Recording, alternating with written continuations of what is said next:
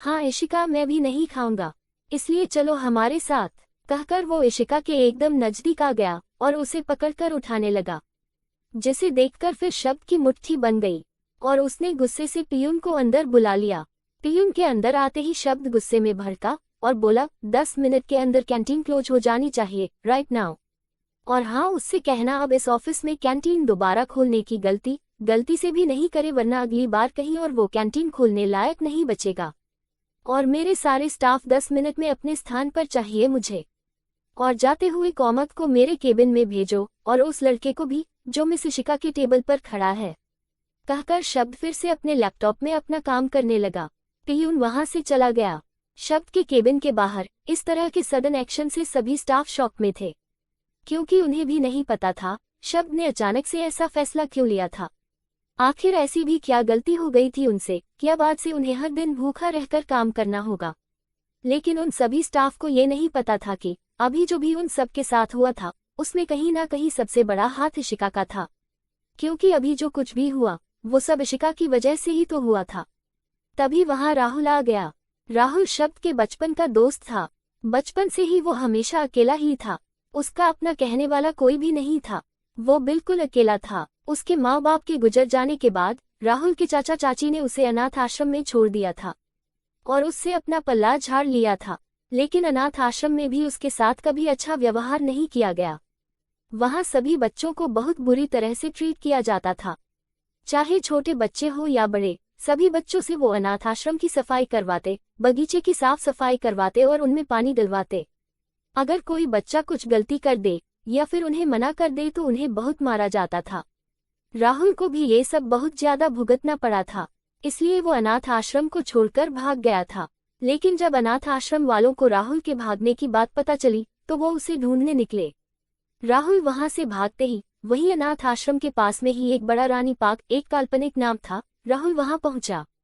वो हाफ रहा था, उसकी सांसें तेज भागने की वजह से तेज थी, जो अब धीरे धीरे सामान्य होने लगी थी।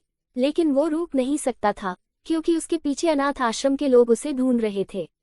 वो हर रविवार को इस रानी पार्क में आया करता था अनाथ आश्रम के बच्चों के साथ, क्योंकि केवल रविवार के ही दिन बच्चों को खेलने और खुलकर सांस लेने की अनुमति दी जाती थी।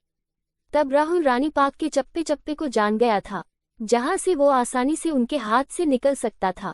और हुआ भी वही। रानी पार्क एक बहुत बड़ी जमीन पर बना था, जिसका दूसरा हिस्सा अनाथ आश्रम से कहीं दूर जाके खुलता था। राहुल रानी पार्क से बाहर तो निकल आया, लेकिन अब उसके पास समस्या थी कि वो जाए तो जाए कहाँ। और उस समय उसे बहुत तेज भूख भी लगी थी। तभी उसे सामने एक बड़ा होटल दिखा। होटल देखकर उसकी आंखें चमक गई और उसने अपने होठों पर जीभ फेरी, जैसे अभी उसके सामने खाने को बहुत कुछ परोसा जा चुका हो, बस अब उसे वो सब खाना है।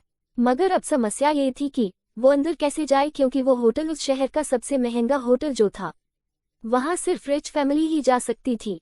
लेकिन राहुल वो तो बिल्कुल अकेला था, वो ना तो रिच था और ना ही उसकी कोई फैमिली, जो अब उसके लिए और भी मुश्किल था। तभी वहीं होटल के बाहर एक बड़ी कार आकर खड़ी हुई, जो काफी महंगी लग रही थी। उस कार से एक फैमिली उतरी और उस फैमिली में 2 कपल और 3 बच्चे और एक लेडी थी। राहुल उस फैमिली को देखकर उदास हो गया, क्योंकि उसकी फैमिली भी तो लगभग ऐसी ही थी, जिसमें उसके मम्मी पापा, चाचा चाची, दादी और चाचा चाची की 2 बेटियां, नीलू और नीसू। उस फैमिली को देखते ही राहुल को अपनी फैमिली की याद आने लगी। उसकी आंखें भर आई, उसकी आंखों से आंसू बहने लगे। राहुल उस फैमिली को देखकर काफी इमोशनल हो गया था। तभी उस फैमिली में उन 3 बच्चों में से एक की नजर राहुल के ऊपर पड़ी। वो सड़क के दूसरी तरफ था, लेकिन उसने तब भी रोते हुए राहुल को देख लिया था। वो बच्चा सड़क पर दौड़ने लगा। उस बच्चे को देखते ही वो लेडी जो उस बच्चे की दादी थी घबरा गई और वो उसे पुकारने लगी, लेकिन गाड़ियों के शोर में वो आवाज कहीं दब गई। उन दोनों कपल की भी नजर जब उस बच्चे पर पड़ी तो उनमें से दोनों लोग उस बच्चे के पीछे दौड़ पड़े। लेकिन तब तक वो बच्चा राहुल के पास पहुंच चुका था। तुम रो क्यों रहे हो? उस बच्चे ने मासूमियत से पूछा। लेकिन राहुल कुछ नहीं बोला। तुम्हारे मॉम डैड कहाँ है? क्या तुम खो गए हो? उस बच्चे ने दोबारा अपनी मासूमियत से पूछा। लेकिन इस बार राहुल ने सिर्फ ना में सिर हिला दिया। तभी पीछे से, शब्द तुम ऐसे दौड़कर यहाँ क्या करने आए हो? एक आवाज से शब्द पलटा तो राहुल भी उस ओर देखने लगा। शब्द मैं कुछ पूछ रहा हूँ। उस व्यक्ति ने दोबारा गुस्से से पूछा। कुछ नहीं डैड, बस मैं इसे रोता देखकर यहाँ चला आया। सॉरी डैड, बोलकर शब्द चुप हो गया। तो उस व्यक्ति ने राहुल की तरफ देखा। तुम कौन हो शब्द, क्या तुम इसे जानते हो? पूछते हुए उस व्यक्ति के शब्दों में गुस्सा साफ झलक रहा था।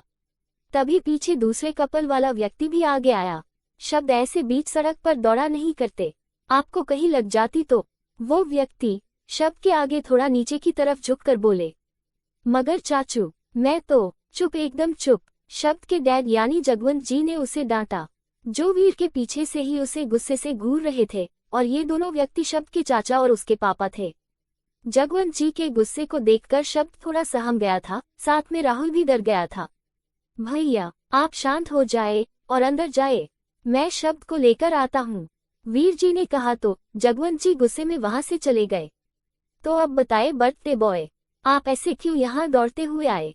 वीर जी ने पूछा। हाँ, आज शब्द का जन्मदिन था, जिसके सेलिब्रेशन के चलते शब्द की पूरी फैमिली आज इस होटल में आई थी। चाचू, मैं यहाँ इसके लिए आया। ये यहाँ खड़ा होकर रो रहा था। शब्द ने राहुल की तरफ इशारा करते हुए कहा। तो वीर जी ने भी राहुल की तरफ देखा और उसे अपने पास बुलाया। राहुल थोड़ा डरते हुए आया, क्योंकि वो अभी शब्द के डैड का गुस्सा देख चुका था, तो अभी उसे थोड़ा डर लग रहा था। डरो नहीं। अच्छा ये बताओ, क्या तुम यहाँ अकेले हो या फिर किसी के साथ में हो? वीर ने जब राहुल को डरते हुए देखा तो बहुत प्यार से पूछा। नहीं, मैं अकेला हूँ, मेरे मम्मी पापा तो गॉड के पास चले गए, मैं तो। लेकिन फिर राहुल चुप हो गया और सोचने लगा कि अगर मैंने इन्हें बता दिया कि मैं अनाथ आश्रम से भाग आया हूँ, तो ये मुझे कहीं वहाँ वापस न भेज दे। बोलो बेटा, वीर ने प्यार से पूछा। तो राहुल बोला, मैं अनाथ हूँ और अनाथ आश्रम में रहता हूँ, लेकिन आज मैं वहां से भाग आया।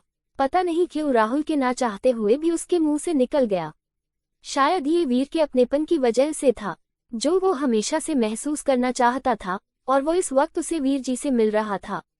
मैं तुमसे ये नहीं पूछूंगा कि तुम वहां से क्यों भाग कर आए हो, लेकिन तुम्हें देखकर ऐसा जरूर लग रहा है कि तुम वहां खुश नहीं थे, और शायद वहां तुम्हारी अच्छी से देखभाल भी नहीं की जाती थी।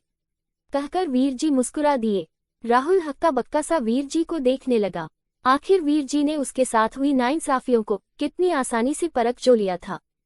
अच्छा ये बताओ, तुम्हें भूख लगी है? वीर ने फिर से बड़े ही प्यार से पूछा। तो राहुल की आंखें चमक उठी। आखिर उसे यही तो चाहिए था, उसे सच में बहुत तेज भूख लगी थी। चलो आओ, कहकर वीर ने शब्द और राहुल दोनों के हाथ पकड़ लिया। अच्छा, तुमने अपना नाम क्या बताया? शब्द ने रोड क्रॉस करते ही पूछा। मेरा नाम राहुल है, और मैं शब्द राठौर, द शब्द राठौर, शब्द गर्व से बोला और खुद ही हंस भी दिया। राहुल ने भी उसका साथ दिया। वीर जी भी मुस्कुरा दिए और बोले, और मैं आप दोनों का चाचू, मीन्स चाचू फ्रेंड, कहकर तीनों हंस दिए। वर्तमान में राहुल जैसे ही ऑफिस आया, उसे थोड़ा अजीब लगा, क्योंकि वहां के सभी स्टाफ बहुत ज्यादा अपसेट थे, और शब्द की नाराजगी की वजह भी तो नहीं पता थी उन सबको। क्या यार, ये शब्द सर भी ना? उनमें से एक फीमेल स्टाफ धीरे से बोली, क्योंकि उसे बहुत तेज भूख लगी थी, और वो सुबह भी बिना खाए घर से ऑफिस के लिए निकल आई थी, और अभी वो कैंटीन में खा रही थी, तो उसे भी आधा छोड़कर वापस आना पड़ा। राहुल ने जैसे ही सुना उसे थोड़ा अजीब लगा। वो बिना नॉक किए शब्द के केबिन में चला गया। वहां दो व्यक्ति पहले से ही मौजूद थे। उनमें से एक कॉमर्स जो शब्द की असिस्टेंट था, और दूसरा वो लड़का जो इशिका के साथ में था, और उसने अभी अभी अपनी नौकरी खोई थी। और वजह कोई भी नहीं, मतलब बस इतनी कि वो काम कम गप्पे और यारी ज्यादा निभा रहा था, इसलिए कॉमर्स उसका टर्मिनेशन लेटर तैयार कर रहा था। उसे एक काम अभी और करना था, जिसके लिए शब्द ने उसे उसकी टेबल पर भेज दिया था, और उस लड़के यानी कि विशाल को भी ऑफिस से निकाल दिया था। क्या हुआ शब्द, तू इतने गुस्से में क्यों है, और उस लड़के को क्यों निकाला? राहुल उसके सामने बैठता हुआ बोला। लेकिन शब्द कुछ नहीं बोला, बस अपना काम करता रहा।